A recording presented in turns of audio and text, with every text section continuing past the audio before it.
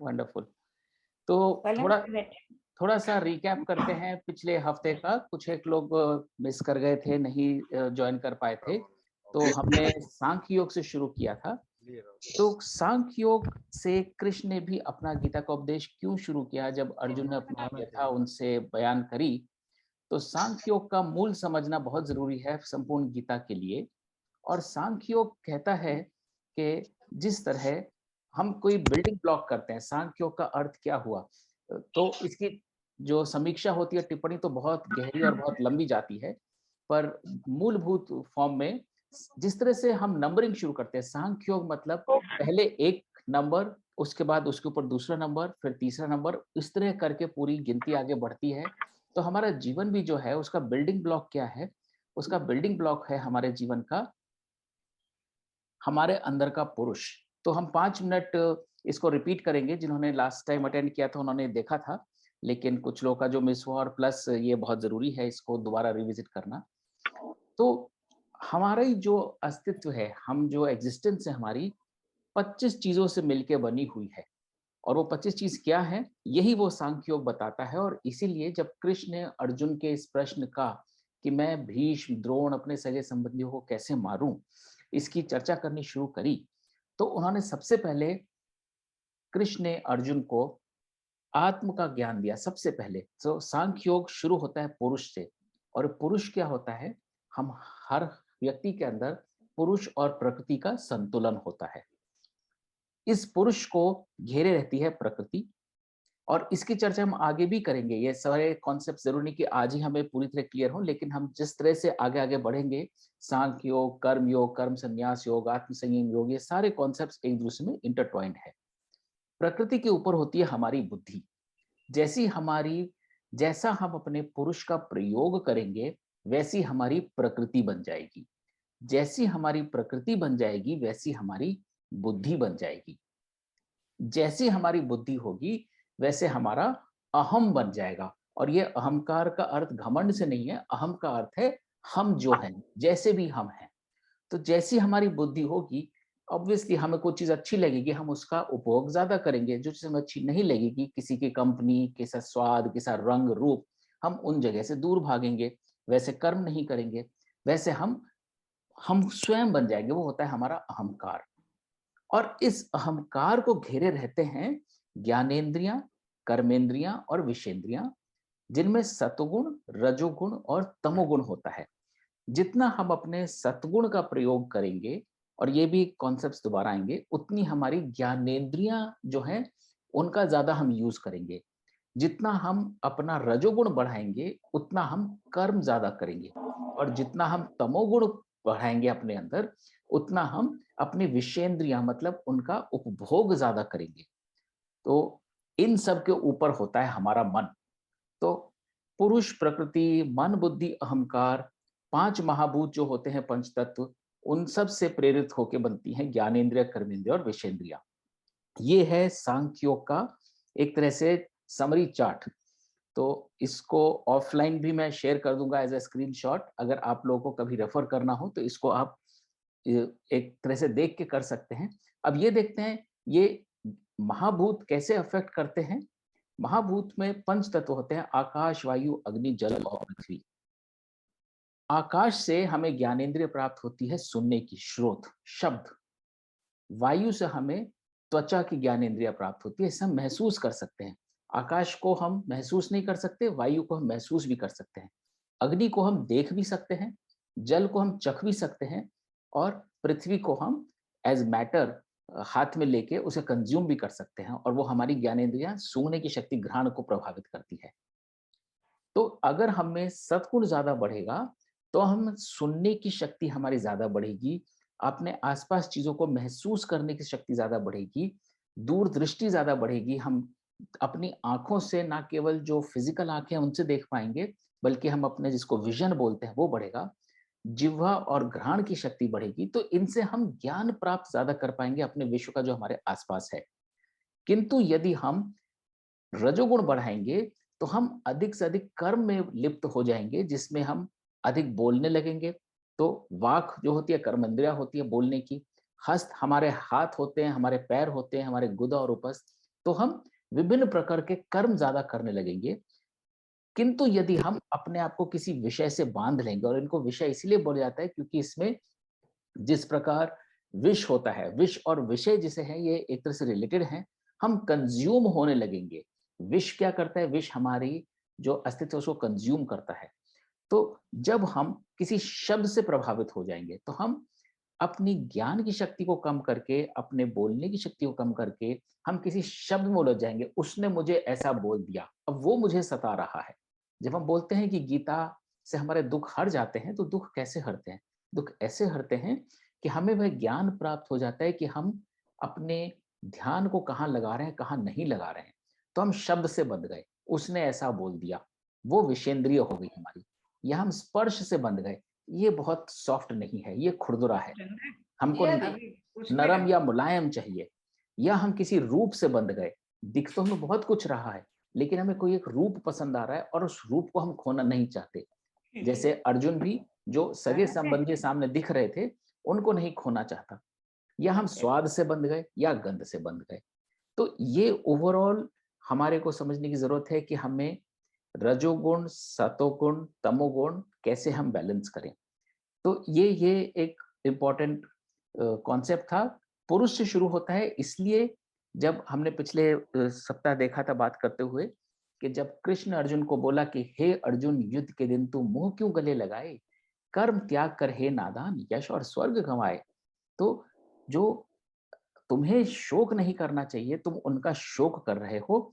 तो कृष्ण ने 12वें श्लोक में अध्याय 2 के अर्जुन को बोला था कि मैं, तू या ये लोग नहीं थे, ना था ऐसा काल, और आगे भी कल ना होंगे, व्यर्थ है ये सवाल। तो ये एक बहुत ही नोट करने वाला श्लोक है कि न त्वेवाहम जातु नासम, न त्वम नेमे जनाधिपा, न चैव न भविष्याम, सर्वे वयम अतः परम। तो ऐसा कभी था ही नहीं कि कभी तुम नहीं थे, मैं या ये राजा लोग नहीं थे, और कल भी नहीं होंगे। और ऐसा कैसे संभव है? ऐसा तभी संभव है जब हम ये समझे कि हम क्या हैं। हम वो पुरुष प्रधान हैं, हम सब में वह पुरुष है जो अजर अमर है। उसके आगे चले तो अगला जो इम्पोर्टेंट श्लोक है, जो हमने पिछले हफ्ते कवर किया था, मैं क्विकली रिकैप कर रहा हूँ और फिर हम आगे बढ़ेंगे। वो ये है, असत्य का ना आकार कोई, न सत्य का कोई पार, ज्ञानी वही जो सत असत का भेद करे स्वीकार। एक सेकंड दीजिए।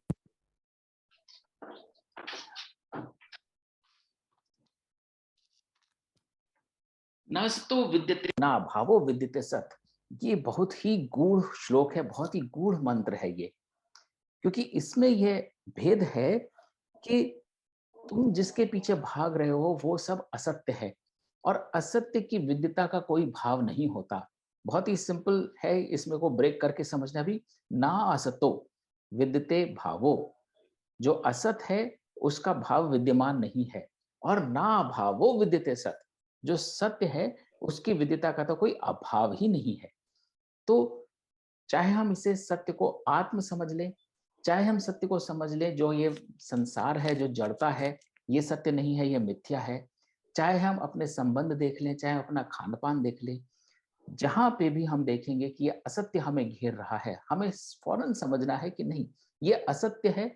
और असत्य का हमारे जीवन में भी कहीं विद्यता नहीं होनी चाहिए, और जो सत्य है उसका हमें अभाव नहीं रखना चाहिए। तो अगर कोई हमको फीडबैक देता है, आपने ऐसा बोला, वो एक सच्चा फीडबैक हमारे पास आ रहा है, हमें उसे एक्सेप्ट करना चाहिए, उसको सत्य का ही रूप मान के उसको अपने अंदर ग्रहण करना चाहिए। तो ये एक बहुत ही जिसे बोलते हैं नगेट है विजडम का। ना सतो विद्यते भावो, ना भावो विद्यते सत। इसके आगे चलते हैं। आई थिंक प्रमोद जी, आपको याद होगा लास्ट टाइम यहीं पे रुके थे हम। तो अब हम थोड़ा चर्चा आगे बढ़ाते हैं, अध्याय 2 में आगे क्या क्या बोलते हैं कृष्ण अर्जुन को। और जैसा हमने पिछली बार भी बोला था कि कृष्ण को अर्जुन ने 18 नामों से संबोधित किया है। हम लोग जब पढ़ते थे स्कूलों में तो हमको पर्यायवाची समझा जाता था, गोविंद, जनार्दन, केशव, कृष्ण, कन्हैया। तो बोलचाल की भाषा के लिए वो ठीक है, वो पर्यायवाची है, बट हर एक भाव, हर एक नाम का एक विशिष्ट भाव है। तो जब कृष्ण को अच्युत बोलते हैं अर्जुन, तो उनका अभिप्राय कुछ और होता है। जब जनार्दन बोलते हैं तो उनका अभिप्राय कुछ और होता है। तो जब हम इस पर्सपेक्टिव से गीता में पढ़ते हैं तो इतना उसका मतलब ही बदल जाता है, क्योंकि अब हम सिर्फ वो श्लोक नहीं समझ पा रहे, हम उस श्लोक के पीछे उनकी भावना भी समझ पा रहे हैं कि अर्जुन कृष्ण से एक्सपेक्ट क्या कर रहे हैं जब वो उन्हें केशव बोलते हैं, या जब उन्हें अच्युत बोलते हैं, जब उन्हें गोविंद बोलते हैं या वार्ष्णेय बोलते हैं। और इसी प्रकार कृष्ण भी अर्जुन को कभी पार्थ बोलते हैं, कभी भरत बोलते हैं, कभी परंतप बोलते हैं, कभी महाबाहो बोलते हैं। तो वो भी उनका विशिष्ट भाव होता है। जब वो उन्हें याद दिलाना चाहते हैं कि तुम किस कुल का प्रतीक हो, तब वो उन्हें पार्थ बोलते हैं, क्योंकि वह पृथा के पुत्र हैं, कुंती पुत्र हैं। और कौन्तेय बोलते हैं। जब वो उन्हें एक क्षत्रिय वीर की भांति याद दिलाना चाहते हैं उनका धर्म, तो वो उनको भारत बोलते हैं। तो अब कृष्ण अर्जुन से बोलते हैं, क्या तू किसका नाश करेगा भ्रम भया अविनाशी, मूल मिटा पाए किसी कण का है कोई प्रत्याशी। जीवन मरण न हाथ में तेरे ये सब उसकी माया, मात्र युद्ध करने भारत भाग्य ने तुझे बुलाया। आत्म कोई भी मारे कैसे क्या उसका संहार करे, अज्ञानी वह मानव है जो मन में ऐसा विचार धरे। आत्म हुआ था ना पैदा, ना ही मारा जाएगा, ना फिर पैदा और मरेगा, रूप बदलता जाएगा। तो कृष्ण जो है आत्म से ही शुरू करते हैं कि तुम किसका शोक कर रहे हो, ये तो सब आत्म है, डिफरेंट तरह की आत्माएं हैं, इनमें मेरा ही पुरुष है और ये कभी नहीं मरने वाला। पार्थ जब तू दिव्य आत्म अमर अजन्मा पाएगा, फिर किसी के मरने का शोक ही क्यों कर पाएगा। जैसे तज के वस्त्र पुराने नए से देह सज लेती, वैसे ही एक अंग नवेला आत्मा धर लेती।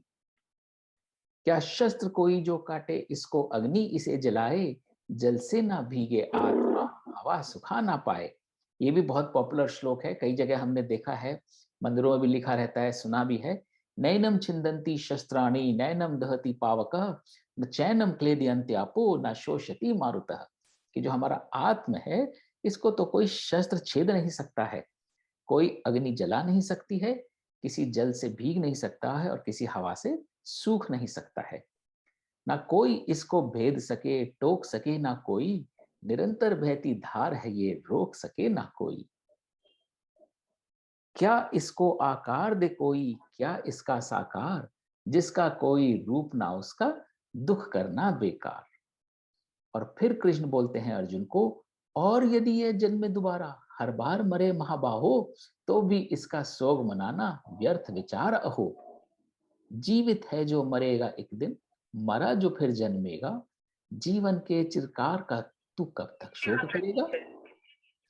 तो बार बार कृष्ण जो है अर्जुन को यही बताने का प्रयत्न कर रहे हैं कि जिनका तुम शोक कर रहे हो वो तो अजर अमर है, क्योंकि वो ये शरीर नहीं है जो मरेगा, वो सिर्फ ये शरीर मरेगा, लेकिन जो भीष्म है, जो द्रोण है, वो जो उनका द्रोण होना है, वो प्रकृति है, वो जो उनकी एग्जिस्टेंस है, वो कभी नहीं जाने वाली, वो अजर अमर है। जन्म से पहले बाद मरण के नहीं किसी की छाया, जन्म मरण के बीच में भारत मिलती नश्वर काया। तो ये हमको भी ग्रहण करना है इस अटल सत्य को, और इसीलिए वो बात दोबारा आ जाती है, ना अस्तो विदिते भावे ना भाव विदिते सत, कि सत्य तो यही है कि जन्म से पहले और मरण के बाद इस शरीर का कोई रंग रूप नहीं रहता है, लेकिन हमारे बीच में ये नश्वर काया हमको मिलती है, लेकिन हम जो है इस नश्वर काया के परे हैं। है विचित्र ये आत्म विचित्र इसका स्वरूप, समझ परे हर कोई की आत्म का ऐसा रूप। आत्म तो भारत हर युग में रहता नित्य अवध्य, शोक किसी भी प्राणी का अतः करना है व्यर्थ। और इसलिए चुन ले तू निज धर्म को, भय को दे तू त्याग, धर्म युद्ध ही लक्ष्य है तेरा, धर्म युद्ध ही भाग। अब ये अध्याय 2 में 72 श्लोक हैं, और कम से कम ये 30 श्लोक जो हैं कृष्ण अर्जुन को आत्म के ऊपर ही बता रहे हैं। और ऐसा क्यों कर रहे हैं? अगेन क्योंकि ये सांख्य योग है। अगर हम किसी विद्यार्थी की तरह किसी को कुछ समझाने की कोशिश करेंगे, तो पहली जो फाउंडेशन है, बिल्डिंग ब्लॉक, अगर वो कमजोर होगी तो उसके ऊपर आगे बिल्डिंग नहीं बन सकती। तो इसलिए वो कई तरह से ये बताने का प्रयत्न कर रहे हैं कि आत्म जो है वही सत्य है, उसके अलावा जो असत्य है उसकी विदिता नहीं है। और ये आत्म ना कहीं मरता है, ना कहीं वो जलता है, ना वो उसका नष्ट कर सकता है कोई। तो इसलिए तरह तरह से उसे समझाने की कोशिश कर रहे हैं कि तुम जो हो, तुम्हारी एग्जिस्टेंस, ये जो है, मैं जो हूं, हम सब की एग्जिस्टेंस अजर अमर है। और जितना हम शुरू में और मैं अपना पर्सनल एक्सपीरियंस बताऊं, जब मैंने गीता पढ़नी शुरू करी थी तो मैं दूसरे अध्याय से आगे बढ़ नहीं पाता था, क्योंकि उतना इंटरेस्ट नहीं जाग पाता था, और संस्कृत से हिंदी में समझना और फिर आगे उसका मतलब जानना, तो कहीं ना कहीं एक बोर्डम सेट हो जाती थी। बट जब मैंने वो पॉइंट क्रॉस किया और उसके बाद अब जब मैं पढ़ के देखता हूँ, तो समझ में ये आता है कि ये इतना आवश्यक है अध्याय 2 में इतना समय बिताना, कृष्ण का अर्जुन को इन सब चीजों का बताना, क्योंकि जब तक हम खुद इसको बहुत अंदर तक नहीं समझ लेंगे, हम उसको एक पेरिफेरल पॉइंट पे समझेंगे, हाँ हाँ हाँ, एवरीबॉडी सेज, हमें पता है soul can not be destructed, आत्मा तो अजर अमर है। लेकिन ये कॉन्सेप्ट खाली सोल का नहीं है, और इसीलिए गीता के बहुत सारे ऐसे कॉन्सेप्ट्स हैं जिनको हम डायरेक्टली इंग्लिश में ट्रांसलेट नहीं कर सकते हैं। तो आत्म जो है, it is not just soul, it is not a spirit के शरीर से कुछ निकला और चला गया। आत्म, जैसे हमने बोला, आत्म है हमारा मन, बुद्धि, अहंकार, रजोगुण, तमोगुण, सतगुण, इन सब का मिश्रण है। कर्मेंद्रिय, ज्ञानेंद्रिय, विषेंद्रियां, इन सब का उपभोग और बैलेंस है।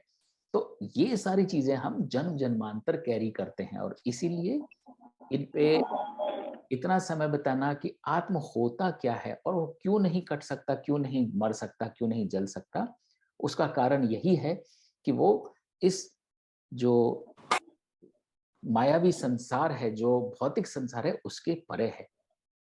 चुन ले तू निज धर्म को अर्जुन, भय को दे तू त्याग, धर्म युद्ध ही लक्ष्य तेरा, धर्म युद्ध ही भाग। और यहाँ अगेन कृष्ण जो है अर्जुन को धर्म का याद दिलाता है, और धर्म की बात हम आगे भी करेंगे। हमने फर्स्ट सेशन में बोला था धर्म होता क्या है, और क्यों गीता धर्म से शुरू हुई है, कि धर्म क्षेत्रे कुरुक्षेत्रे समवेता युत्सवा, माम का पांडवाश्रय किम करोत अर्जुना।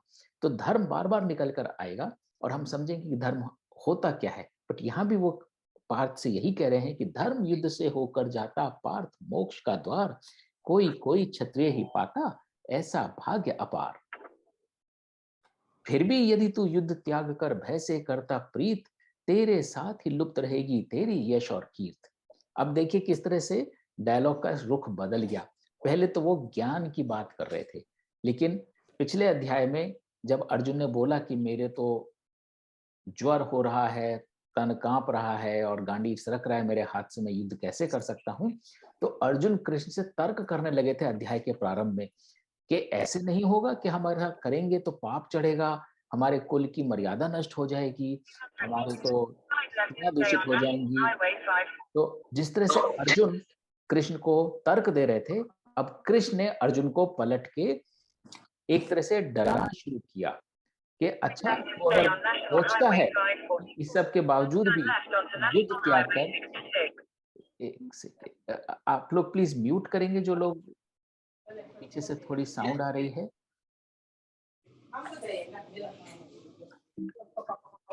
एक सेकंड।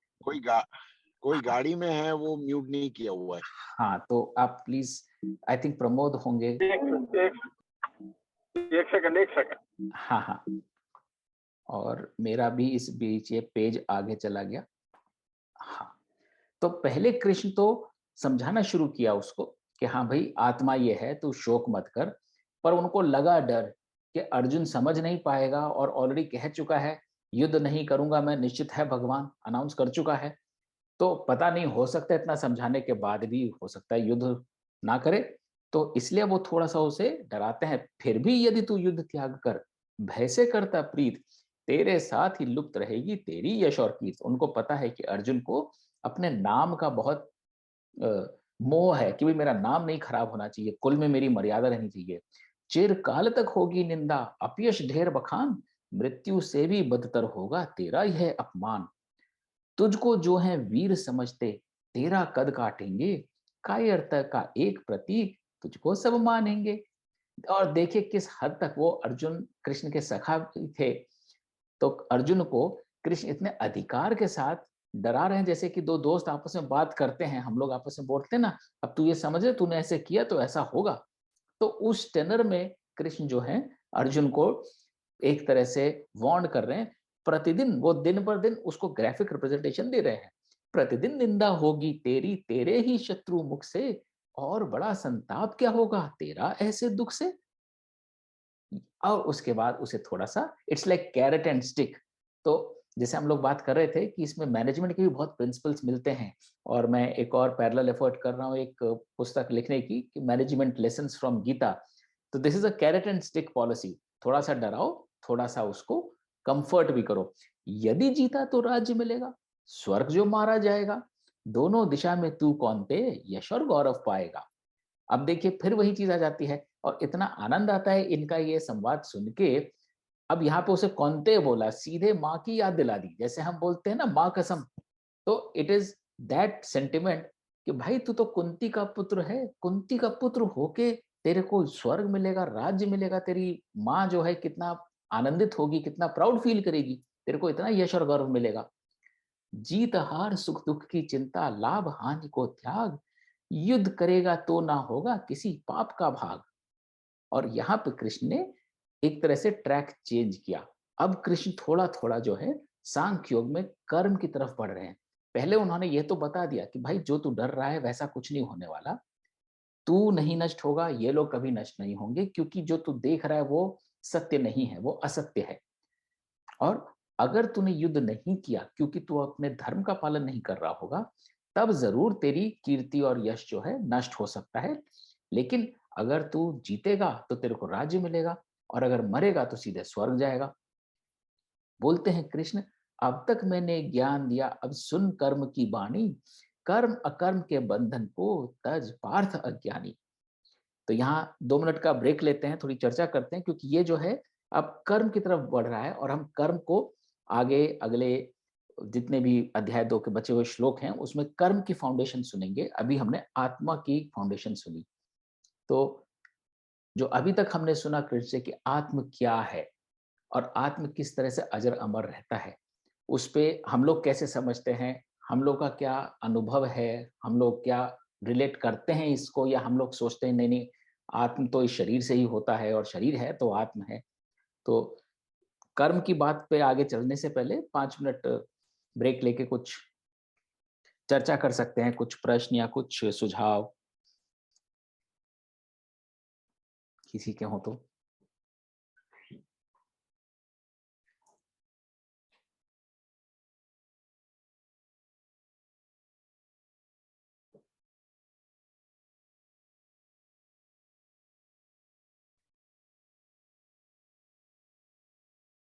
किसी की तरफ से कोई क्वेश्चन, कोई सजेशन? अब तक जो हमने अध्याय 2 में आत्म का ज्ञान सुना।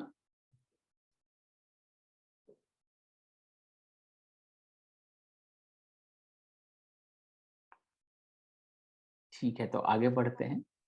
हाँ, कोई कुछ कह रहे क्या?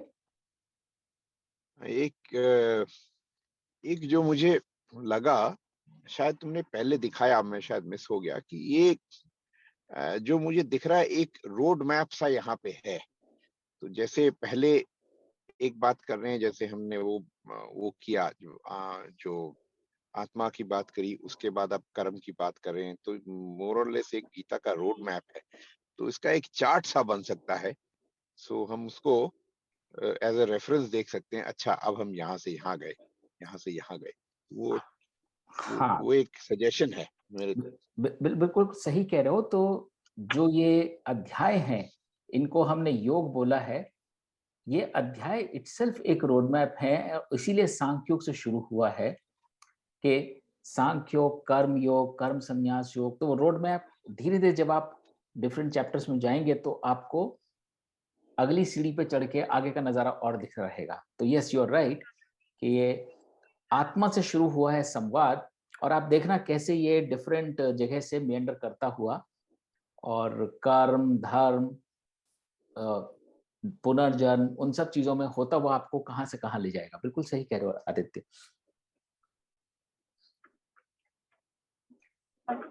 हेलो अविनाश। जी प्रमोद। अ, मैं इंसिडेंटली हम लोग आज सवेरे गुरुवायूर टेम्पल में थे। कृष्णा टेम्पल जो यहाँ केरला का बहुत ही फेमस टेम्पल है, बिल्कुल। आपको, तो हम लोग जो है वहाँ से तो आपका जो है ये टॉपिक बहुत ही रेलिवेंट हम हो जाता है हमारे लिए कि हम कृष्णा टेम्पल से लौट के आए हैं और हम कृष्ण जी के बारे में बात कर रहे हैं। मैं आपसे ये पूछना चाहता हूँ कि ये जनरली आत्म का जो कॉन्सेप्ट है, ये थोड़ा सा कम ही रियलाइजेबल होता है लोगों को। उसका कारण है कि वो ये सोचते हैं कि मैं कभी नहीं मरूंगा, मतलब मैं एज ए बॉडी, बोलते हैं कि मैं एज ए बॉडी कभी नहीं मरूंगा। तो आत्मा जो है वो इनविजिबल चीज है जिससे कि बाकी सब कुछ बना है, बाकी जिससे सब कुछ निकल के आया है। तो जो विजिबल है उसका ओरिजिन इनविजिबल में है, और जो इनविजिबल है वो सनातन है, वो हमेशा है, वो हमेशा था, हमेशा है, हमेशा रहेगा। तो वो जो आत्म है जिसकी बात हम करते हैं इसमें, तो वो आत्म को रियलाइज करना, उसको समझ पाना थोड़ा सा डिफिकल्ट है लोगों के, इसलिए थोड़ा गीता को समझना भी थोड़ा डिफिकल्ट हो जाता है। आप तो बिल्कुल, वो ये सोचते हैं, हाँ बोलिए बोलिए। वो सोचते हैं कि कोई चीज है, ये आत्मा कोई ऐसी चीज है जो शरीर के अंदर बैठी हुई है और वो निकल जाती है तो फिर वो शरीर की मृत्यु हो जाती है। और वो जो कॉन्सेप्ट है आत्म का, वो जब तक वो क्लियर नहीं होगा किसी को, तब तक वो गीता में आगे नहीं बढ़ सकता। तो मैं आपसे पूछता हूँ कि इसकी क्लैरिफिकेशन आगे कहीं पर है या यहीं पर ये आत्म का या आत्मबोध से बोलते हैं, ये सब यहीं पे खत्म होके और आगे फिर दूसरी चीजें आती है? हाँ, तो ये जो आप गीता में डिफरेंट अध्यायों में जब हम जाएंगे तो इसी आत्म को हम अलग अलग पर्सपेक्टिव से देखेंगे। तो दो बातें आपने यहाँ मेंशन करी। एक तो ये कि लोगों को होता है द फियर ऑफ नथिंगनेस। तो ऐसा कैसे है कि भाई आज हम जो हैं कल को हम नहीं रहेंगे वाली बात क्या है, लोग कहीं ना कहीं उससे डरते हैं। और क्योंकि उससे डरते हैं तो इसलिए उस बात को ग्रहण करने से डरते हैं। लेकिन सत्य तो यही है कि हमारा शरीर का सिर्फ इतना ही रोल है कि हम, जो हमारा आत्म है, जो हमारे अंदर का पुरुष है, उसको हम शरीर को एक यंत्र की तरह इस्तेमाल करके सत्कर्म में लगाएं। तो ये कई जगह इसका रेफरेंस आएगा, यहाँ तो सिर्फ शुरुआत हुई है। और इसकी ब्यूटी आप देखेंगे कि शरीर को किस तरह से ईश्वर ने एक टूल, एक एक यंत्र की तरह डिस्क्राइब करने को और एक्सेप्ट करने को बोला है कि शरीर इसलिए मिला है, धारण किया है, और जैसे हमारे भाव होते हैं वैसा ही हमारा शरीर भी धारण हो जाता है। तो आगे जाके जब हम आत्मा और शरीर के बीच का संतुलन देखेंगे कि क्या इनका संबंध है, तो ये समझ में आएगा हम जैसे भी हैं वैसे क्यों हैं। कोई लंबा होता है, कोई गोरा होता है, कोई परिवार में तीसरा होता है, कोई चौथा होता है, किसी को खट्टा पसंद है, किसी को मीठा पसंद है। तो ये सारी बातें कहाँ से आती हैं? ये सारी बातें उस अजर अमरता से आती हैं जो कभी मर नहीं सकता है। और इस जीवन में हम जो अनुभव संग्रह करते हैं वो हमारे अगले सारी एग्जिस्टेंसेस का आधार बनता है। तो इसलिए यह जरूरी होता है कि जहां से हमने अकाउंटिंग की टर्म से बोले तो ओपनिंग बैलेंस था डेबिट और क्रेडिट का, उसके बाद हमने इस साल कितना कमाया, पुण्य कमाया जिसको हम बोले, वो हमारा क्लोजिंग बैलेंस डिटरमिन करता है। तो जो अकाउंटिंग है ना वो आत्म है, ये अकाउंटिंग कभी खत्म नहीं होगी। और इसलिए बहुत आवश्यक हो जाता है कि हम हर अनुभव को बहुत ही पॉजिटिविटी के साथ ग्रहण करें। और अभी हम आगे देखेंगे एक और बहुत खूबसूरत श्लोक आने वाला है कि जो भी विषेंद्रियां हैं उससे हम दूर रहें। हमें आभास होना चाहिए, हम इतने अपने आप को ज्ञानी बनाएं कि हमें ये आभास हो जाए ये जो है ये एक विषेंद्री आ रही है मेरे पास चल के, ये इंद्रियों का विषय है, इसलिए मुझे इससे दूर रहना है। तो आत्म की चर्चा संपूर्ण गीता में रहेगी और संपूर्ण गीता क्या है? अपने आत्म को ही सुधारने का मौका है, ताकि हम अपने आत्म को बेटर बना पाए, जिससे वो हमारे शरीर का बेटर उपयोग कर पाए। तो ये आई थिंक जो मुझे मुझे एक इसमें इंटरेस्टिंग फीचर लगता है जी गीता का, जो ये पोर्शन है उसमें एक बड़ा इंटरेस्टिंग फीचर मुझको लगता है। अर्जुन तो तर्क कर रहे हैं, बहुत से बातें उन्होंने कही, जीवन में ये होता है, ऐसा करो तो फैमिली खराब होती है, दुनिया भर की बात कहते हैं। वो कृष्ण उनको समझा रहे हैं और कृष्ण को ये समझ में आ रहा है कि ये अभी ठीक से समझ नहीं पा रहे, तो इसलिए कृष्ण उनको उलाहना देते हैं। ये जब कहते हैं कृष्ण अर्जुन से, कह रहे हारोगे तो बड़ी बदनामी होगी, तुम्हारी कीर्ति का विनाश होगा, और तुम तो क्षत्रिय हो, तुमको तो अपने कीर्ति का बहुत अभिमान होना चाहिए, तो ये तुम इस किस्म के मत करो। He is provoking Arjun for action. जैसे जोश आ जाए। ये एक इंटरेस्टिंग फीचर मुझे लगा इस पार्ट का, गीता के इस पार्ट का ये इंटरेस्टिंग फीचर है कि वो तर्क से सांख से समझा तो रहे हैं, लेकिन लगता है और कृष्ण को ये है कि अर्जुन भाई समझने को तैयार नहीं है, तो उसको उन्होंने उनका क्षत्रिय स्वरूप में उनको प्रोवोक किया और ये कहा कि अरे बदनाम हो जाओगे भाई, जनरेशन कहेगी अर्जुन कैसा आदमी था। तो ये मेरा विचार है। बिल्कुल सही है, क्योंकि उनको पता है कि अभी अर्जुन वह ज्ञान लेने के लिए तैयार नहीं है। उनको तो पता है आगे क्या कितना, जैसे एडी ने बोला, आदित्य ने बोला, कितना लंबा रोड मैप है, अभी तो पहले पड़ाव पर ही है। तो एक तरह से उन्होंने उसे ट्रेलर दिखाया, झलकी दिखाई, डिफरेंट भय दिखा के, जोश दिला के और निंदा का डर दिखा के, और ऑब्वियसली धर्म और कर्म की बात तो वो कर ही रहे हैं। और इसलिए अब वो अर्जुन को धर्म से थोड़ा कर्म की तरफ ले जाते हैं और कहते हैं, अब तक मैंने ज्ञान दिया, अब सुन कर्म की वाणी, कर्म अकर्म के बंधन को तज पार्थ अज्ञानी। कर्म के मूल का नाश नहीं है, ना ही फल में रोग, जन्म मरण के भय अछूता, ऐसा है कर्म योग।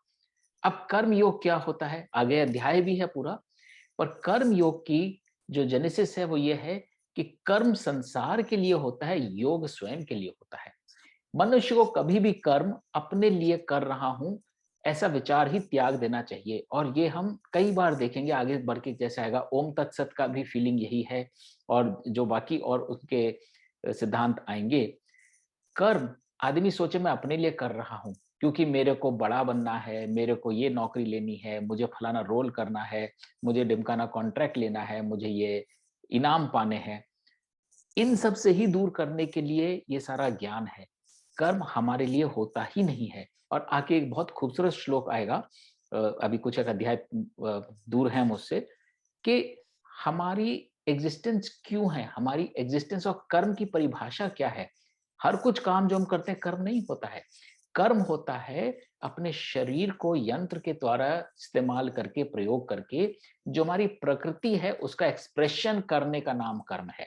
तो जैसी हमारी प्रकृति होती है वैसा हम अपने आप को एक्सप्रेस कर सकते हैं, लेकिन एक्सप्रेस कैसे करेंगे? कर्म के द्वारा। और वो कर्म कंज्यूम कौन करेगा? संसार करेगा।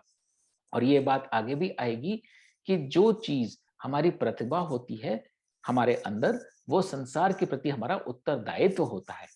तो इसलिए जो कर्म है वो हमारे लिए नहीं है, ये संसार के लिए है। और यहाँ भी कंटेक्स्ट यही था कि तुमको तुम्हारी विधि ने यहाँ लाके खड़ा किया है एज अर्जुन, बाकी लोगों को भी एज दुर्योधन, युधिष्ठिर, भीम, भीष्म, द्रोण, सब उन सब का एक रोल है संसार के प्रति, और वो सब अपना अपना निमित्त मात्र है जो ऐसा कर रहे हैं।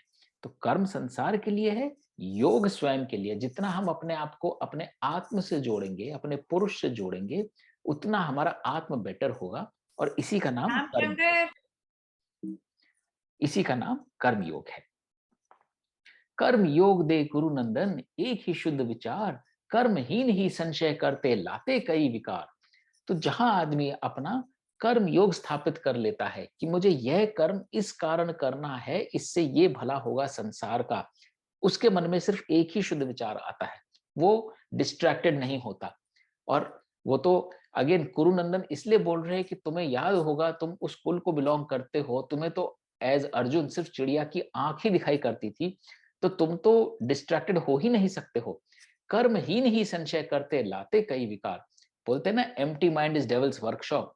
इज समथिंग कि जिसके मन में कर्म करने का विचार नहीं है, वही कई तरह के विकार लाएगा। पार्थ करे जो कर्म भोगने लक्ष्य स्वर्ग को पाए, वे ही ऐसी वाणी बोले जिससे जी ललचाएं।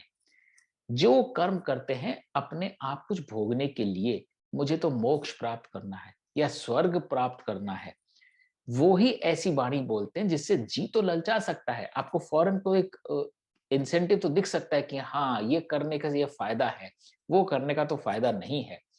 चित्त को खुश करती वे बातें जो हर कोई अपनाते, किंतु अज्ञानी अक्षम और दुर्बल वे कहलाते। तो ये बातें खुश तो कर देती हैं कि हाँ, ऐसा करने का फायदा है तब तो ये काम करो, इसमें फायदा नहीं है तो काम मत करो। लेकिन ऐसे लोग असल में अज्ञानी, अक्षम और दुर्बल होते हैं। तो ये भी एक सीख है। आप जिसी से बात कर रहे हो सडनली बहुत ही चिकनी चुपड़ी बातें करने लगे, आपकी तारीफ करने लगे, तो आप समझ जाओ कहीं ना कहीं वो अपना अज्ञान छुपा रहा है, कहीं ना कहीं वो अपनी दुर्बलता छुपा रहा है।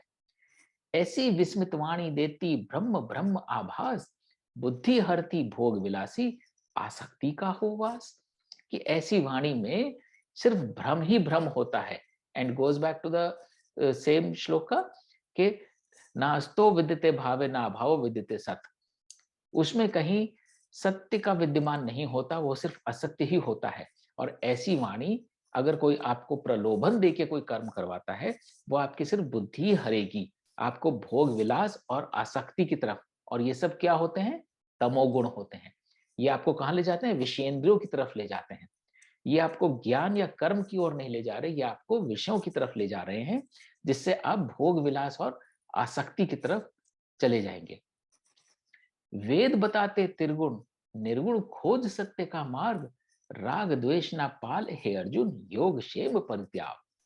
कि अगर तुम अपने वेदों को देखो, और वहां वेद का अर्थ है ज्ञान की बात है, अगर तुम ज्ञान अर्जित करोगे और इंट्रोस्पेक्ट करोगे, तो तुम्हें सच का मार्ग दिखाई देगा। और जब तुम उस सच की राह पे चलोगे, तब तुम्हारे राग द्वेष सब हट जाएंगे। योगक्षेम भी, कि मैंने इतना योग किया, अब मुझे इसका परिणाम मिलना चाहिए, वो सारी फीलिंग भी चली जाएगी, क्योंकि तुम्हारा कर्म तुम्हारे लिए नहीं हो रहा है। पास समंदर जाने पर तालाब का है जो अर्थ, ब्रह्म प्राप्त हो जाने पर वेद उतने ही समर्थ। कि जिसको समंदर मिल जाए उसको फिर तालाब से क्या लेना देना? छोटा सा जो वाटर बॉडी है, उससे उसे क्या मिल सकता है जिसके सामने सारा समंदर पड़ा हो? और इसी तरह ब्रह्म, जिसकी ना कोई सीमा है ना कोई पार है, जिसको यह अनुभूति हो जाए कि यह कर्म तो मैं ब्रह्म के लिए कर रहा हूं और अपने आप को ब्रह्म को समर्पित कर दे, उसको फिर वेद की भी चिंता नहीं करनी पड़ेगी। यहाँ पे कृष्ण को लगा मैंने बोल तो दिया कि भाई वेद को फॉलो करो, पर ये कोई ना कोई वेद पुराण उठा के ले आया और बोला इसमें तो लिखा है ऐसा नहीं करना चाहिए, सगे संबंधियों को नहीं मारना चाहिए। तो थोड़ा सा उसको दिखा के झलकी वापस भी खींच लिया अर्जुन को, कि देखो मैं कह तो रहा हूँ ज्ञान और वेद, बट ज्ञान और वेद को टेक्निकली नहीं लेना है, ज्ञान और वेद को पूरे कंटेक्स्ट के साथ लेना है। और फिर ये श्लोक आता है जो हमने कई बार सुना है, कर्म मरण्यवाधिकारस्ते मां फलेषु कदाचन, मां कर्म फल हेतुर्भूर्मा ते संगोत्सत कर्मणि। कर्म पे तो तेरा अधिकार है अर्जुन, फल पे नहीं है। कर्म तेरा अधिकार है, ना फल का करो विचार, और कर्म ना करने हेतु कभी ना हो तैयार। तो कर्म को फल से दूर कर दो। तुम ये मत सोचो तुम ये युद्ध करोगे तो वो मारा जाएगा, उसकी तुम्हें ख्याति प्राप्त नहीं होगी और तुम्हें पाप चढ़ेगा। तुम यहाँ पर हो क्योंकि तुम एक क्षत्रिय हो, युद्ध करने के लिए ही तुम यहाँ आए हो। फल का विचार मत करो, और फल को ध्यान में रख के कर्म का भी त्याग मत करो कि अरे ये फल मिलेगा तो मैं क्यों करूँ ये कर्म, इसमें तो वो फल नहीं है जो मुझे चाहिए। कर्म से उत्पन्न लाभ हानि को परे चित्त जो रखे, हे धनंजय तभी समत्व कर्म योग को भोगे। कर्म का योग कैसे कर पाओगे? जब कर्म से उत्पन्न लाभ या हानि को अपने चित्त के परे रख पाओगे। तो कर्म करते समय ये कई लोग बोलते हैं, हर चर्चा में प्रश्न उठ के आता है कि ऐसा कैसे हो सकता है कि हम कर्म करते समय फल को ध्यान में रखें। अब हम कोई प्रपोजल सबमिट करते हैं तो जीतने के लिए ही करते हैं, हम कुछ खाना पकाते हैं तो इसलिए करते हैं कि वो खाना खाया जाए और लोग तारीफ करें। या हम गाड़ी ड्राइव करते हैं तो इसलिए कि हम यहाँ से वहां जा सकें। तो तात्पर्य यह है कि आप कर्म इसलिए कर रहे हैं क्योंकि उस कर्म को करने से आपकी जो प्रतिभा है, आपके जो गुण हैं, वो एक्सप्रेस होके किसी ना किसी पर्पस को मीट करते हैं। बट पर्पस और फल में फर्क होता है। जब आप फल की चिंता करते हैं, रिजल्ट की चिंता करते हैं, तो आप कुछ भोगने के लिए, जिसे हमने बोला ना विषेंद्रियां, कि हम किसी रस, रूप, गंध, सुगंध कुछ पाने के लिए हम फल सोचते हैं कि अच्छा वहां जाएंगे तो ऐसा खाना मिलेगा, इसलिए हम वहां जा रहे हैं। लेकिन खाना हमें इसलिए देना चाहिए कि जीवन जीवन आगे चलता रहे और हम इस जीवन को सतयोग में ला सकें। खाना इसलिए नहीं चाहिए कि मेरी जिह्वा को अच्छा आनंद आएगा और इस तरह का स्वाद आएगा। तो जब तक हम अपने कर्म से लाभ और हानि को नहीं हटाएंगे, तब तक हम इस भौतिक संसार की माया में ही उलझे रहेंगे। हम कभी ब्रह्म को प्राप्त करने की दिशा में मोड़ ही नहीं पाएंगे अपने को। तो ये इनका कोर जो मैसेज है, आई थिंक यहाँ पे आज समाप्त कर सकते हैं, क्योंकि इसके बाद फिर रेस्ट ऑफ द अध्याय 2 और इसमें आगे बढ़ेगा कर्म के ऊपर। और ये एक बहुत ही लॉजिकल पॉइंट है कि कर्म में अधिकार समझना है कि हाँ, कर्म तो मेरा अधिकार है, क्योंकि अगर मैं एक टीचर हूं तो बच्चों को पढ़ाना मेरा अधिकार है।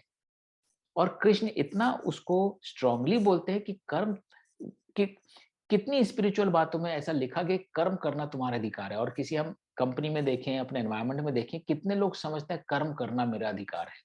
लोग फल पर अधिकार समझते हैं कि नहीं नहीं, ये पोजीशन मेरा अधिकार है, ये इंक्रीमेंट या ये सर्टिफिकेट या एक्नॉलेजमेंट मेरा अधिकार है। कितने लोग बोलते हैं कि नहीं, ये कर्म करना मेरा अधिकार है। तो ये बहुत ही गूढ़ विचार है, हमको भी रिफ्लेक्ट करना चाहिए। और गोइंग बैक टू जो आदित्य ने पिछले सेशन में बोला था कि हमें पता कैसे चलेगा हम इस जीवन में क्या करने आए हैं, तो स्वयं को हमें टटोल के देखना चाहिए, वे कौन सा कर्म है जिसको करने पे हमें लगे हमारा अधिकार जा रहा है, ये तो हमें ही करना चाहिए, दूसरा नहीं कर सकता, क्योंकि यह काम करने तो मैं आया हूं इस जीवन में। तो अपने इर्द गिर्द घूम के देखें, हमने अब तक जितने कर्म किए हैं, पढ़ाई लिखाई, शादी संबंध, पैसा कमाना, किसी को कहीं ले जाना, कौन सा ऐसा कर्म है जो हमने अधिकार समझ के किया है? वो भी हमारे धर्म की तरफ हमें पॉइंटर देगा कि ये कर्म ऐसा है जिसको मैं समझता हूं ये तो मेरा अधिकार है, कोई और इसको मेरे से बेहतर कर ही नहीं सकता है। और मुझे फल की चिंता नहीं है, वो करने पे मेरे को कुछ मिलेगा या नहीं मिलेगा, लेकिन ये काम तो मैं ही करूंगा। तो जैसे एक बच्चा कई बार मचलता है ना, ये काम मैं ही करूंगा, वो बच्चे में वो एक जोश होता है, बच्चे में एक वो इनोसेंस होती है। तो हमें कर्म करते समय वो इनोसेंस वापस जागृत करनी है कि ये तो मेरा अधिकार है इस कर्म को करना, और मेरा उत्तरदायित्व भी है। आगे हम आगे पढ़ेंगे कि जिस चीज में हमारा गुण होता है वो हमारा उत्तरदायित्व होता है, ऐसे कर्म को हम त्याग नहीं सकते हैं। तो अभी 10-15 मिनट हैं, इस पे चर्चा कर सकते हैं कि आत्म से कर्म की तरफ जो रास्ता थोड़ा सा मुड़ा है, हम कैसे समझते हैं। और अगर हम रिफ्लेक्ट करें तो क्या हम समझ सकते हैं कि कर्म को हमने कब कब अधिकार समझ के किया है बिना फल की इच्छा के, और अपने जीवन में हमने कितने % कर्म किए होंगे फल की इच्छा को ध्यान में रखते हुए। अगर मैं अपनी बात करूं तो आई वुड से 60-70% कर्म मैंने किए होंगे फल की इच्छा को ध्यान में रख के कि ये करूंगा तो ये मुझे मिलेगा। लेकिन जो बाकी 30-40% मैंने किए होंगे कर्म के फल की इच्छा को ध्यान में ना रख के, उसका ही परिणाम है कि मैं जहां पे मैं हूं उसका परिणाम नहीं है जब मैंने कर्म को फल में इच्छा ध्यान में रख के किया है, क्योंकि वो एक इंसिडेंटल एग्जिस्टेंस थी। मैं एक शहर में था, एक पोजीशन में था, वो मायने ही नहीं रखता जीवन में। जीवन में मायने रखता है कि आज मैं जिस पड़ाव पे हूं वो उस वजह से है जो कर्म मैंने किए थे जिनमें मेरी कोई फल की इच्छा ही नहीं थी। तो ये और मेरे को जो असली सुकून मिलता है उन 30-40% कर्मों से मिलता है जिसमें मैंने कभी फल की इच्छा ही नहीं करी थी। वो मैंने कर्म आनंदित होके किए थे, और वही मुझे भी प्रमाणित करते हैं। और जब हम अपनी जीवनी में से उस 30-40% को 70, 80, 90, 100 बना देंगे, तब हम जाके ब्रह्म को प्राप्त करेंगे, क्योंकि आगे हम देखेंगे कि ईश्वर खुद बोलते हैं कि कर्म से तो मैं भी मुक्त नहीं हूं। तो कर्म तो ईश्वर भी करते हैं, लेकिन फल की इच्छा ध्यान में रख के नहीं करते हैं। कर्म करना है रखेंगे, तो लेकिन आसक्ति नहीं रखेंगे। आसक्ति नहीं रखेंगे। इच्छा नहीं होगी तो क्यों करेंगे कर्म? बिल्कुल। कोई लक्ष्य इसमें एक बहुत इम्पोर्टेंट एस्पेक्ट जो मेरी समझ में आता है वो ये है कि वो कहते हैं अगर कर्म किसी उद्देश्य से किया जाना का इरादा हो और वो लगता हो कि उद्देश्य प्राप्त नहीं होगा, मगर कर्म नियत कर्म में करना चाहिए, तो मनुष्य को कर्म तो करना ही चाहिए। ये अनिच्छा नहीं होनी चाहिए इस बात की कि हमको या तो फल नहीं मिलेगा या जो फल मिलेगा वो हमारी इच्छा के अनुसार नहीं होगा। कर्म ये पार्ट जो है इस श्लोक का मेरे नजर में बहुत इंपॉर्टेंट है। लोग काम तो करते हैं, कर्म तो करते हैं, बहुत से ऐसे भी होंगे जो कि कर्म के फल की कोई विशेष उनको वो नहीं है कि हमको कर्म का फल मिलना ही चाहिए। लेकिन जो दूसरा इंपॉर्टेंट एस्पेक्ट नेगेटिव वाला, वो ये कर्म का फल नहीं मिलेगा, ये हमारी इच्छा के विरुद्ध फल होगा, उसकी वजह से कर्म न करें ये गलत है। जो कर्म करना ही चाहिए वो तो करना ही है, जो भी उसका रिजल्ट हो। ये मुझको इसमें ये पार्ट ज्यादा इंपॉर्टेंट लगता है। बिल्कुल एग्री करता हूं मैं आपसे। अच्छा, और नहीं, फल तो कोई चाहिए, कोई उद्देश्य होगा तभी आदमी कर्म करेगा। फल ही नहीं चाहिए तो कर्म भला कोई क्यों करे? लेकिन फल में इतनी आसक्ति न हो कि आप उसको बस ये सोच के कि ये हो जाएगा, ये हो जाएगा तो करना चाहिए, तो भी ना करें। हाँ, उद्देश्य, लक्ष्य और फल में थोड़ा सा अंतर होता है। हाँ, और उद्देश्य भी हम क्या रखें ये हमारे सत्गुण डिटरमिन करते हैं। अगर हमें रजोगुण ज्यादा है, एक थोड़ा सा टीजर देता हूं, जैसे आगे ये इवॉल्व करेगा, जिनमें रजोगुण ज्यादा होता है वो फल से प्रभावित होकर कर्म करते हैं। आज मैंने 1000 कमाए हैं, कल मैं 4000 कमाने के 4 गुना कर्म करूंगा। तो कर्म करने में तो बुराई नहीं, वो 4 गुना ज्यादा कर्म कर रहा है, लेकिन कहीं ना कहीं वो कर्म फल से अट्रैक्टेड है और उसको वो कर्म का फल खींच रहा है, इसलिए वो कर्म कर रहा है। तो वो रजोगुण है। और जैसा आदमी रजोगुण बढ़ाता है, उसकी आगे की योनि वैसी ही बन जाती है और वो इसलिए आगे वही भाव प्राप्त करता है जिसमें उसे कर्म ही कर्म करना पड़ेगा और वो बंधता ही जाएगा। और लेकिन जब हम कर्म करेंगे तो कोई उद्देश्य तो होगा ही। फल ही नहीं चाहिए तो कर्म भला क्यों करे कोई? हाँ, पर उद्देश्य हम कैसे होगा ही। लेकिन उस फल में इतनी आसक्ति न हो कि आप कर्म को जैसा भी हो, जैसे भी हो कर डालें। सही, बिल्कुल सही कह रहे हैं। तो उद्देश्य करते समय हमें हमारे उद्देश्य का ड्राइवर सतगुण होना चाहिए, रजोगुण नहीं होना चाहिए। ये सही का बात है। ये ना हो कि अब उसमें कुछ भी कर डालें और जैसा भी हो, उल्टा सीधा गलत सलत। और जो तमोगुण से प्रभावित होता है, कर्म तो वो भी कर रहा है, उद्देश्य उसका भी होता है, पर उसका उद्देश्य है अपने आप को कंज्यूम करना। वो आलस में जा रहा है, वो मदिरा पी रहा है, वो खूब सारा खाना खा रहा है। उसका उद्देश्य कैसे हो गया? उसका उद्देश्य हो गया अपने आप को प्लीज करना। उद्देश्य अच्छा और सात्विक होना चाहिए। हाँ, उद्देश्य के बिना तो काम होगा ही नहीं। कोई करेगा क्यों? जब जरूरत होगी तभी कोई कर्म करेगा। और इसीलिए जब कर्म योग शुरू होता है पहले 6 अध्यायों में, उसके बाद भक्ति योग में जाता है और उसके बाद ज्ञान योग आता है, तो उसका भी तात्पर्य यह है कि अब तो मैंने वो विजडम भी तुम्हें दे दी है, तो अब तुम्हें मेरी भी आवश्यकता नहीं है। तुमने अगर मुझ में मन लगाया है तो तुम्हें वह ज्ञान प्राप्त हो जाना चाहिए कि अब तुम कैसे कर्म करो। तो इसलिए जो पुरुष बोलते हैं, जिसको हम क्षेत्रज्ञ अध्याय 13 में देखेंगे, ज्ञान में, क्षेत्र योग में, कि हर एक के अंदर जो पुरुष दिया हुआ है वो इसी विजडम के लिए दिया है कि हमारे कर्म कैसे हों। और ये इतनी जगह से निकल के जाती है, हमारे जीवन को छूती है गीता, कि जब हम शोक भी करते हैं, कोई चीज प्राप्त होने का हम आनंद मनाते हैं और कोई प्राप्त नहीं होती तो उसका हम शोक भी करते हैं। तो जो शोक भी हम रखते हैं पल भर को अपने मन में, वो शोक भी हमारी अगले जन्म की योनि, अगले जन्म के भाव तय करता है। That is what is important. बात सिर्फ इस जीवन की नहीं हो रही कि इस जीवन में कितना टाइम आप सुखी थे या दुखी थे। अगर आपने अपने मन में वो शोक रखा है, क्रोध रखा है, अहंकार रखा है, वो एक एक चीज आपके ब्लॉकचेन की जगह की तरह वहां इम्प्रिंट हो गई है, और वही आत्मा है, वो अजर अमर है। आप ये नहीं कह सकते कि आज मैं दुखी हुआ था और कल आप उसे रब कर दें, किसी से इरेज कर दें। नहीं नहीं, कल मैं दुखी नहीं हुआ था। अगर आप दुखी हुए थे, वो दुख जाके छप गया है। अब आप उसको तो नहीं मिटा सकते, लेकिन कम से कम आज आप नहीं दुखी हो सकते हैं। उस तरह से उस दुख का असर कम होगा आपके आने वाले जीवन और आने वाले जन्मों पर।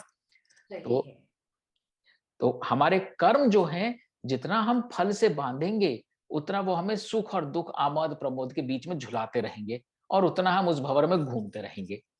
उद्देश्य से कर्म होगा, आसक्ति से न करना चाहिए। बिल्कुल बिल्कुल। उद्देश्य तो कोई होगा ही नहीं, कर्म के बिना तो रहता ही नहीं कोई। और कोई आगे चाहेगा ये होना चाहिए, ये होना चाहिए, तभी कर्म करेगा कोई। बिल्कुल। मैं हाँ जी, करे कोई। ये ये सब्जेक्ट बहुत ही इंटरेस्टिंग है, लेकिन ये सब्जेक्ट बहुत ही कंफ्यूजिंग भी है। ये इसमें क्या है कि जब तक आपके पास कोई गोल नहीं होगा, तब तक आप कोई काम करेंगे नहीं। यही तो मैं कह रही हूँ, फल ही नहीं चाहिए तो कर्म भला क्यों करे कोई। हाँ प्रमोद, अभी आपके प्रश्न का उत्तर भी दूंगा। आदित्य भी उंगली उठा रहे हैं कुछ बोलने के लिए। आदित्य बोलिए फिर। हाँ बोलिए। मुझे समझ ये आया है कि उद्देश्य आपका जो है वो दो तरह के हो सकते हैं। उद्देश्य आपका ये हो सकता कि उस वक्त जहां पे आप खड़े हैं वहां पे आपका कर्तव्य क्या है। तो अगर आपका कर्तव्य आपका उद्देश्य है, तब तो आप उसके लिए कर्म कर रहे हैं, वो फल नहीं है, वो आपका कर्तव्य है। क्योंकि फल क्या है वो तो आपको पता नहीं। लेकिन आप अगर आप अपने विलास या कोई इंद्रियों को आप किसी तरह से, या ईगो को आप अपना उसके लिए कर रहे हैं कि हाँ इससे मुझे अच्छा होगा, इससे मुझे ख्याति मिलेगी, फेम मिलेगा, या इससे मुझे पैसा मिलेगा तो सब लोगों में मैं थोड़ा ऊपर हो जाऊंगा, इसमें मुझे जीत मिलेगी तो मैं लोगों में थोड़ा, जो लालच कृष्ण ने पहले उनको दिया कि लोग क्या कहेंगे, देखो तुम हार गए ऐसे। तो ये जो चीज है, अगर आप अपना कर्तव्य को समझते हैं, उस वक्त हमें ये करना है, इसका फल क्या होगा हमें नहीं मालूम, लेकिन ये इस वक्त मेरा होने का मतलब ये है कि ये मेरा कर्तव्य है, यही मेरा धर्म है और यही मुझे करना है। जहां आप इस उलझन में पड़ गए कि इससे हमें फायदा क्या होगा और पार्थिव फायदा क्या होगा, तो बस ये समझ लीजिए कि आप फल में पड़ गए। तो ये कर्तव्य और फल में यही फर्क होता है, जो मुझे समझ में आया इसमें। हाँ, तो गोइंग बैक प्रमोद, आदित्य ने जो कहा सही है। कर्तव्य एक कंपोनेंट है। जैसे किसी भी चीज को हम जब फिजिक्स पढ़ते हैं तो 4 तरह के फोर्सेस लगते हैं, 4 अलग डायरेक्शन से, लेकिन वो ऑब्जेक्ट किस दिशा में मूव करता है, उस दिशा में मूव करेगा जहां पे नेट फोर्स मैक्सिमम जिस दिशा में होगा। तो कर्तव्य एक फोर्स होता है। दूसरा एक फोर्स होता है धर्म। थोड़ा सा हेयरलाइन डिफरेंस है, जब आगे पढ़ेंगे श्लोकों के माध्यम से जानेंगे कि धर्म और कर्तव्य एक उत्तरदायित्व होता है। वो भी हमें कहीं ना कहीं बांध के रखता है। हम अपनी किसी आइडेंटिटी से बंध जाते हैं तो वैसा कर्तव्य समझ लेते हैं, क्योंकि कर्तव्य में भी बड़ा धर्म संकट आता है। अर्जुन का कर्तव्य एज अ क्षत्रिय कुछ कह रहा है, और कर्तव्य as son, as a relation कुछ और कह रहा है। तो कर्तव्य भी डिपेंड करता है कि अफसर का कर्तव्य कुछ और होगा, सबॉर्डिनेट का कुछ और होगा, एम्बेसडर का कुछ और होगा, टीचर का कुछ और होगा। तो वहां पे नेट फोर्सेस जो होते हैं आ जाते हैं। हम आगे जाके समझेंगे कि हमें अपनी खोज करनी बहुत जरूरी है, हम खुद क्या हैं। और जब हम अपने आप को समझते हैं तो हमें इस बात का बोध होने लगता है कि अगर हम ये हैं तो हम कुछ और तो कर ही नहीं सकते। इसीलिए बहुत इंपॉर्टेंट वो छोटा सा श्लोक है, कर्मण्यवाधिकारस्ते, कर्म पे तो तेरा अधिकार है। अब अगर मैं कुछ कंसल्टेंट हूं तो मैं आर्किटेक्ट तो नहीं हूं, बिल्डिंग बनाने में जाऊंगा ही नहीं, उस पर मेरा अधिकार ही नहीं है। चाहे कोई मेरे को कितना प्रलोभन दे दे कि भाई ये पोजीशन तुम ले लो, मैं वो नहीं लूंगा, क्योंकि मुझे इस बात का बोध है कि मैं उसके काबिल नहीं हूं। तो कहीं ना कहीं आत्मबोध होना बहुत जरूरी है। और हमारी बहुत सारी प्रतिभाएं विलुप्त रहती हैं, सुप्त रहती हैं, डोरमेंट रहती हैं, हमने उनका उपयोग नहीं किया होता। इसी के लिए मेडिटेशन या सत्संग बहुत जरूरी होता है, ताकि हम अपने ऊपर की परतें हटाकर, जैसे पिछले सेशन में मामी जी बोल रही थी कि प्याज के लेयर्स उतारने का मेरा उद्देश्य है, ताकि सारी लेयर्स उतार के अंदर से कुछ ना मिले, वो प्राप्त करना है, मेरे को लेयर में नहीं बंधना है। तो गीता का एक उद्देश्य ये भी है, गीता का ये या लाभ ये भी है कि हमें आत्मबोध होता है कि हम स्वयं क्या हैं, कौन हैं। And it is never late. कोई बोले कि भाई अब तो मैं 80 साल का हो गया, अब तो सारा जीवन निकल गया, अब गीता पढ़ के क्या फायदा। आप तो इस टाइमलाइन में निरंतर रहेंगे, चिरकाल तक रहेंगे। 80 साल तो आप इस जीवन में हुआ है, अभी तो आपके करोड़ों जीवन आने बाकी हैं। तो जब आप जाग जाए तभी सवेरा है। तो जब आप अपने आत्मबोध को प्राप्त करते हैं, तब आपको पता चलता है आपका धर्म क्या है। तो उद्देश्य, जिसको बोला कि उद्देश्य तो होना जरूरी है, और प्रमोद भाई आप भी कह रहे हैं कि लोग कंफ्यूज होते हैं कि भाई ऑब्जेक्टिव तो होना ही है, रिजल्ट नहीं होगा तो हम काम क्यों करेंगे। लेकिन आप अपने लिए क्या रिजल्ट चुनते हैं, वो शक्ति आपके अंदर है। और कई बार वो शक्ति क्षीण हो जाती है, कई बार वो शक्ति भ्रमित हो जाती है, जैसे अर्जुन की भी हो रही थी। तो हमें गीता के द्वारा ये ज्ञान प्राप्त होता है कि ये चीज मेरे लिए है, ये चीज मेरे लिए नहीं है। जिसको अंग्रेजी में बोलते हैं ना, गुड फॉर यू। कोई बोलता है भाई आज मैं वहां जा रहा हूं, तो आप बोलो गुड फॉर यू, भाई तेरा भला हो, मेरे को वहां नहीं जाना, मेरा उससे कोई सरोकार नहीं है। तो हमको यह शक्ति मिलती है कि हम अपने आप को पहचान के उन चीजों में जोड़ें जहां हम संसार को बेहतर बना सकते हैं, अपने आप को बेहतर बना सकते हैं, और उन चीजों से दूर रहें जहां हम अपना भी नुकसान कर रहे हो सकता है दूसरों का भी नुकसान कर रहे हो। तो ये बहुत सारे पर्सपेक्टिव से हम इसकी आगे बात करेंगे प्रमोद भाई। आई एम श्योर जब हम पूरी गीता पढ़ लेंगे तो हमारा पर्सपेक्टिव और चर्चा बिल्कुल अलग अलग होगी। आई एम श्योर कई बार पढ़ भी रखी है सबने, पर जब हम उन सब कंसेप्ट्स को भी रिविजिट करेंगे तो हम को इसमें कोई डाउट ही नहीं रह जाएगा कि हमारा कर्म कैसा होना चाहिए।